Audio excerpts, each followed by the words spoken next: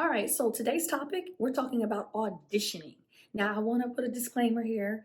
We are talking about SAG-AFTRA union commercials, okay? So this applies to SAG-AFTRA union commercials. This does not apply to non-union, even though I know there's a whole world of non-union, and I'm going to start doing some more videos about non-union commercials because I feel like that is such the bulk of what's going on in the world right now. So basically, at the end of the day, as a screen actor, the guild sets the standards, okay? So that's why I like to give a lot of information about SAG-AFTRA, their commercials contract, because they set the standards, okay? Yes, we know non-union producers can, create any type of rate that they want to, but they should really look at the standard and go from there, in my personal opinion, okay? Now, today's topic, we're going to talk about auditioning, which every single actor across this globe auditions. Like, if you are an actor and you've never auditioned, you're not auditioning, you don't want to audition, you have no experience auditioning, I just, I don't understand. How are you an actor? Like, literally this is a part of being an actor is auditioning, okay? So, if you don't know, earlier this year in the spring, SAG-AFTRA Union, they came together to ratify and update the contract, the commercials contract. And so they put out the brand new provisions for the updated rates and all the new updates that are part of the commercials contract, okay? So those rates went into effect. I believe they went into effect either April or June of 2022. So right now, as I'm filming this, we are in October of 2022. So the new rates that just got, ratified earlier this spring, they are in effect right now. There's a lot of new things that they've added, okay? So, but one of the things I want to talk about was really interesting as I was skimming through, there's an audition section specifically for self-tape and live remote auditions. So self-tape and live remote auditions. SAG has added a provision into the new commercials contract, and I just want to go over it with you. Now, again, you can find all of this information on SAG-AFTRA, their website. Go into the commercials contract section. There's a lot of different stuff there. You got to skim through, but this information is there. So I'm really just reading this verbatim and just talking about this. So this is something that is not, I'm not creating this. This is not my opinion. I'm getting this directly from the SAG-AFTRA Commercials Contract, the 2022 referendum, okay? So just in case you want to check it out for yourself. All right, so let's start off. So we all know that self-tape auditions have just exploded, obviously, with the pandemic and everything that's going on. I think that they were going to explode anyway due to us having a very technologically driven world, and it's just becoming more and more technology based. It was going to explode anyway, but I feel like the pandemic sped everything up, especially in New York and LA and those markets where live auditions were king. In the Southeast, they've been doing self-tape auditions for like 15, 20 years, or maybe 10, 15 years. They've been doing self-tape auditions down here for ever. Like, that's what they do in the Southeast. So for New York and LA, it is a learning curve. Probably, I'm thinking, and for what I've seen and heard, for a lot of actors to do consistently. Like, I was in the New York market for a really long time, and we did get self-tape auditions, but it was like once in a blue moon. So you go from getting a self-tape audition every once in a while to now every single audition that you have is self-tape. Like, and especially if you're a busy actor, you're auditioning like 6-7 times a week, and you have to do self-tapes for 100% of your auditions. That's definitely yeah, that's a learning curve, that's a lifestyle curve. Yeah, it's definitely, now, because you have to become the director, the producer, the tech person, the editor, light person, sound person. So you have to wear all of these hats now just to do your audition. Or you could go to self-tape service, but that adds up after a while. So some auditions are really simpler, where you can just get a reader digitally or a live reader and do it from your home, or go to a friend's house and do it. Or if it's like a bigger audition, guest star, recurring, or something like a feature film or something more prominent from your perspective, then or it's just more convenient for you, then you would find a self-tape service. Now, some people use self-tape services for all of their auditions. If you can afford that and that's more convenient and flexible for your lifestyle and what you want to do, then do it. If doing most of the auditions at your house and then maybe some with a friend, and then every once in a while you go to a self-tape service, if that works better for you, then do that. If 100% of the auditions, self-tape auditions that you are doing, it's better for you, you feel better if you're doing them in your own space, in your own setup, with your own lights and all your equipment and things that you have, then do that. At the end of the day, you have to find out what works best for you. What works best for you may not work best for somebody else. What works best for somebody else may not work best for you. So find a system that works best for your lifestyle, your acting career, and for you as a person, okay?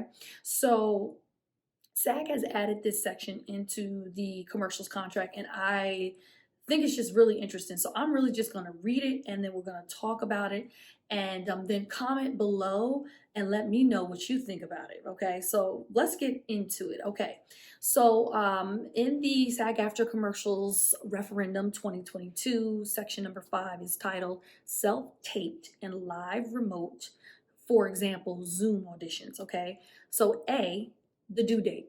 A due date must be specified for self-tape audition. So if you're getting a SAG-AFTRA union commercial audition, they have to have a due date on it. Okay, that's what they have to do. They have to do it. That they have to abide by these rules. Okay. All right. So then now let's jump into pay. That's pretty straightforward. That's pretty easy to understand. Okay. Pay. Let's jump right on into pay. This is the really, really interesting part. When I read this, I was like, oh, okay. All right, so pay. So first, audition overtime does not apply to a first or a second self-tape audition. So any overtime that you would get paid for audition or self-tape audition in this specific instance, it doesn't apply to the first or the second one, okay? But the producer may not conduct a third or subsequent audition by self-tape. So audition overtime doesn't apply to your first or your second audition, self-tape audition, and the producer, he may not have a third or fourth or fifth or sixth audition for self-tape, okay? Number 2, for live remote auditions, that same audition overtime and payment rules that govern in-person auditions shall apply. So let me say that one more again.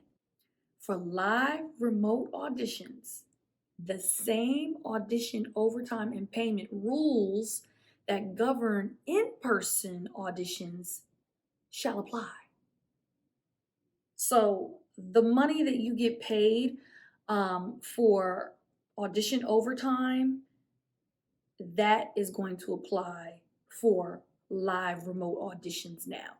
So you're probably asking, well, how much money do you get paid for auditions? That's why you got to look in your commercials contract, look in the SAG-AFTRA Commercials Contract, and look at the payment amount for auditions, okay? For regular, auditions, in-person auditions, I should say, okay?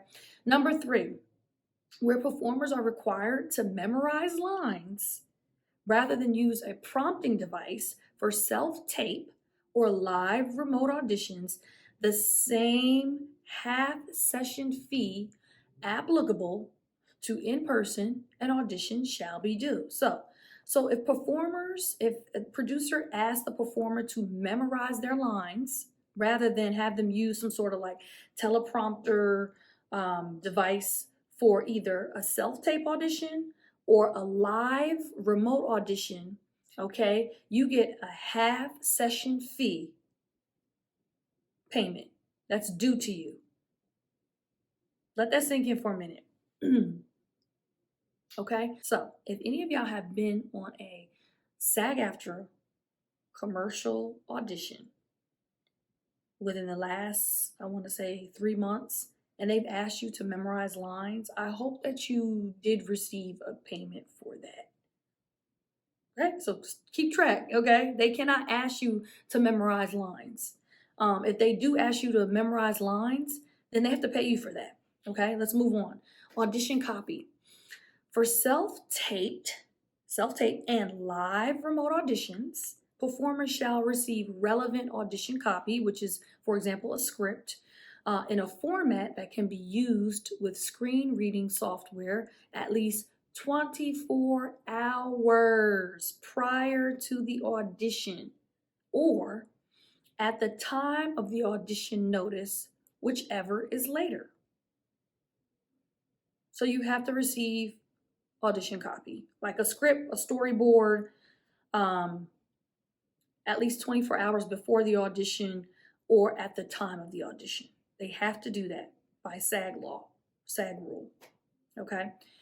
D, section D, safety. During a self-tape or live remote audition, performers may not be requested to perform a stunt or perform dangerous activities such as driving, riding a bicycle, skateboarding, roller skating, interacting with fire, balancing on an elevated surface that is over 18 inches high, or using power tools.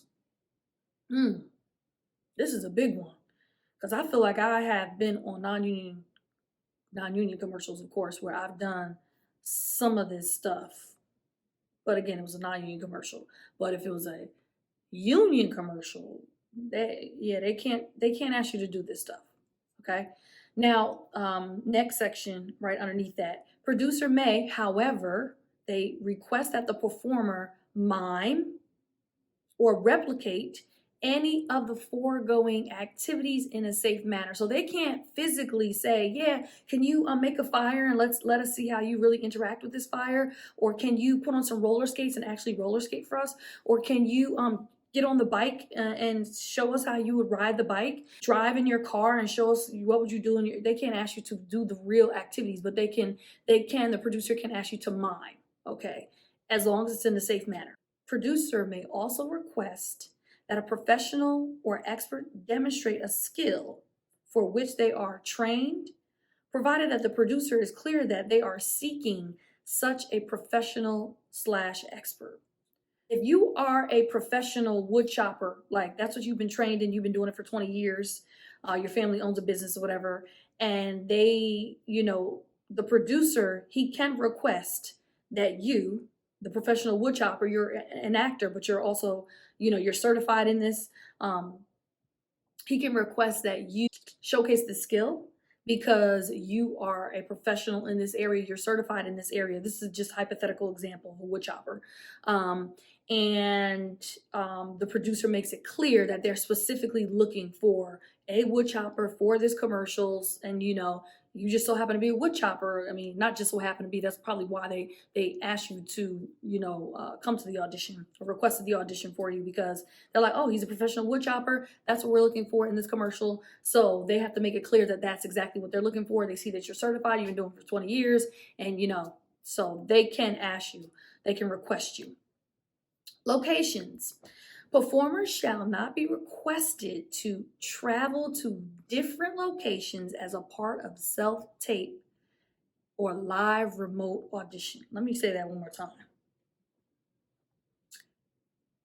Performers shall not be requested to travel to different locations as a part of a self-tape or live remote auditions. Why do I feel like I've had some non-union commercials where they're like, oh yeah, if you can do this outside somewhere at a park or, out in your car, and I'm like, no, I'm gonna utilize my backdrop right here, my self-tape setup, and I'm gonna create the world here and use the imaginary scenario. But I feel like I've done that in non-union commercials. So that's really interesting that for SAG-AFTRA union commercials, they cannot ask you to go to different locations to film an audition. For example, if the commercial audition is at a park near a waterfall or something like that, and the character in the script is talking to the waterfall, like the water is the product or something like that, they can't tell you, yeah, find a local waterfall, somewhere in your state or in your city. If you have a waterfall, if you can actually go there and film the commercial, they can't tell you that. They can't ask you to do that. That's the only location that producers can require is a well-lit background. They can require this. They can request this. This is the only location that they can request, which makes sense. Okay, 3. Producer may, however, provide context regarding the nature of the commercial. Which makes sense. Yeah, they could say, you know, please film against a well-lit background. This commercial takes place this commercial takes place at a waterfall, and you are interacting with the waterfall. The water is the product. So, you know, yeah. They told me what it is. Good. So now I know that I'm interacting with a waterfall. So I'm here. Oh, hi, waterfall. Ooh, you know, whatever, you know. So we need that. We need to know the nature of the commercial, you know. Backstory, product, service, brand, like that informs everything. It informs so much in order for me to actually execute and do this commercial audition the way that I need to, you know, and I want to. Okay, F.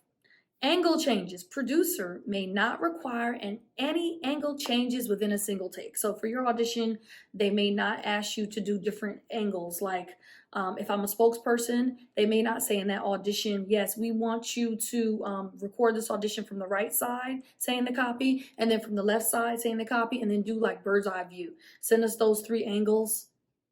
No. If it's a SAG-AFTRA commercial audition, they are not allowed to ask you to use different angles in an audition. That makes sense. Okay, makeup styling changes. Okay, so for a self-tape or live remote audition, performers may not be requested to engage in multiple hair and or makeup styling changes for the same audition. So that's really interesting because there have been some times where I've had an audition and you know, it might be 2 different scenes and I just change my top or my hair or something like that. If I'm a mom, you know, I'm in the living room with my kids one day and then I'm outside in the yard the other day. That's a personal choice as an actor that I make, you know.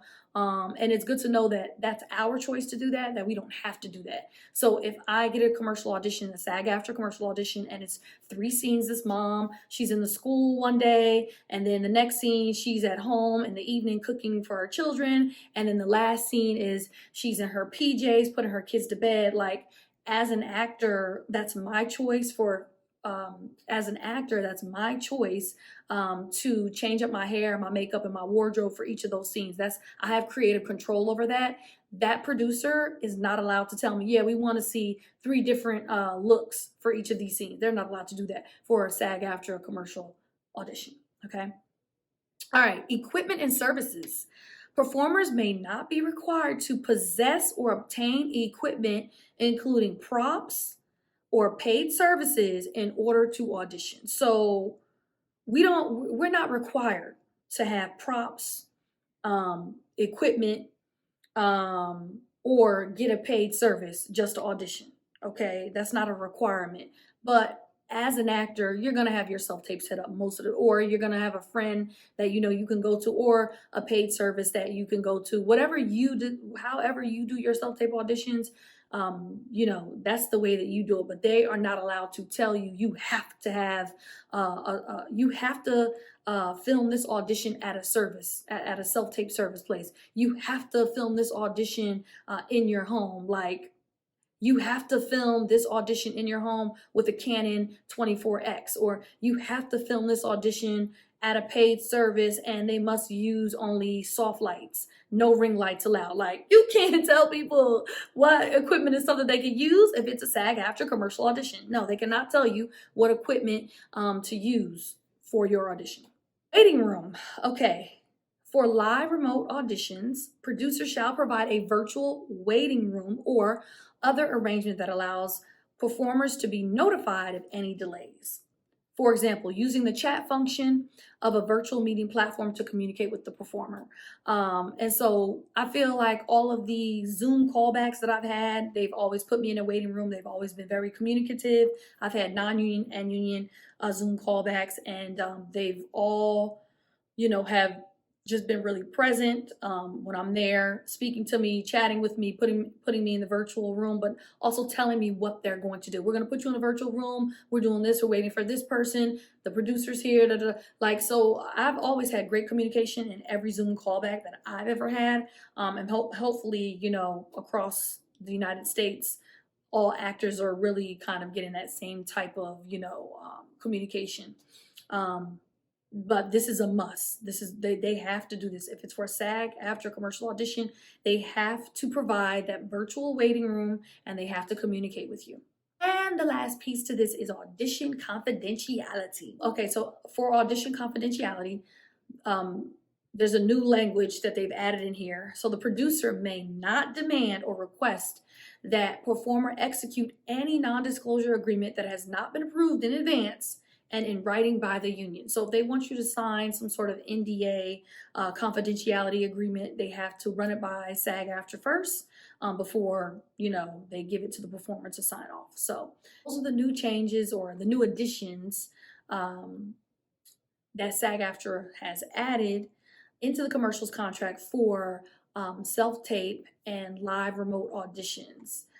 So I think that this is just really informative, really interesting. So I think the most interesting part to me was about the memorization of lines.